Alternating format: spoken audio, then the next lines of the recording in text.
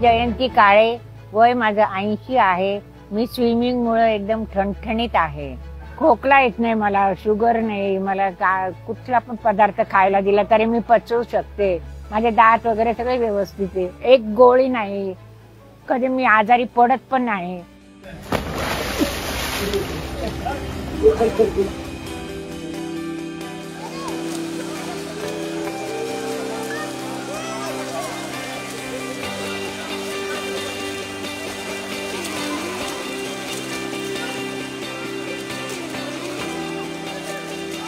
British लोक निघून गेले, मग त्यांनी जे हौद केलेले, हौद असायचे ना पाण्याचे, त्याच्यात पोहायचं. असे असेल ते हौद असे असायचे, पण चौकोनी असायचे. ते मधल्या सुट्टीपर्यंत शाळेत बसायचो, नंतर पोहायला जायचो. मग ही गोष्ट शाळेमध्ये समजलं मास्तरनी बाईंना. मग त्यांनी वडिलांना तक्रार केली की तुमची मुलगी शाळेमध्ये फक्त मधल्या सुट्टीपर्यंत असते आणि कुठे जाते ते माहित नाही, तुम्ही चौकशी करा. माझे वडील एक्साईज मध्ये इन्स्पेक्टर होते. मग माझ्या वडिलांच्या कॉन्स्टेबल होते, ते पोलीस लोक. त्यांना सांगितलं मी मुलगी कुठे जाते मधल्या सुट्टीत. मग ते पोलीस होते, त्यांनी पाहिलं तर साहेबांची मुलगी इथं पोहायला सगळ्या मुलींमध्ये येते. मग त्या म्हणे मुली आणि तुमची मुलगी पोहायला जातात. मग वडिलांनी मला घरी आल्यानंतर भरपूर मारलं.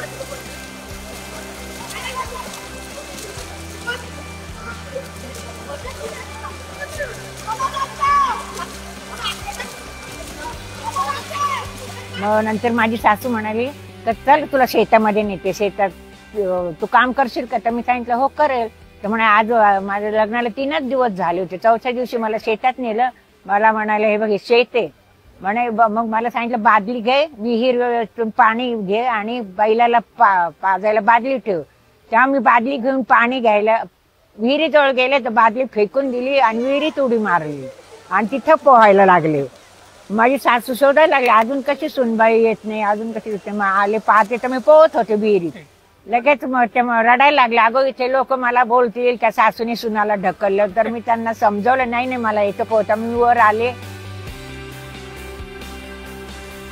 सासू म्हणाली तू आता नदीवर धुवायला जायचे कपडे, तुला जमेल का? मी म्हटलं हो जमेल. तर मी गंगेवर गेले कपडे धुवायला. रोज जायचे कपडे धुवून वाळत घालायचे. जोपर्यंत वाळत नाही तोपर्यंत सासू म्हणे आणायचे नाही घरी. मग वाळत ठेवलं तर तोपर्यंत मी नदीत पोहायची. मग मला तशी फार मग घरी तिकडचे कोण सगळे घरी तक्रार करायला लागले.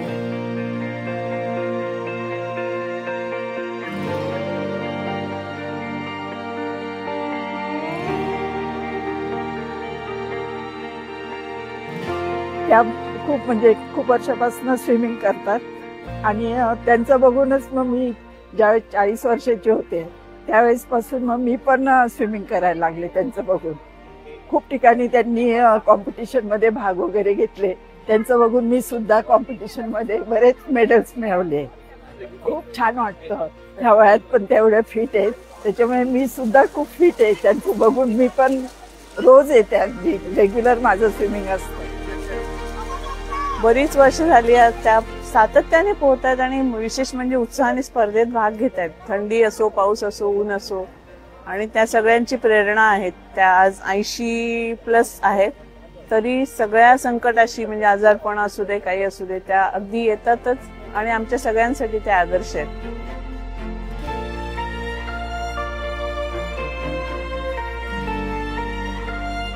मला 4 सुना आहेत. मी त्या 4ही सुनांना स्विमिंग शिकवलं, नातुंडांना स्विमिंग शिकवलं. चांगल्या आनंदाने सगळ्यांना सांगते आम्हाला आमच्या आजीने शिकवलं. आणि टँकवर मी कुणाला पण शिकवत राहते, ज्यांना येत नसलं त्यांना मार्गदर्शन करते. आता जोपर्यंत आहे तोपर्यंत स्विमिंग करणार मी.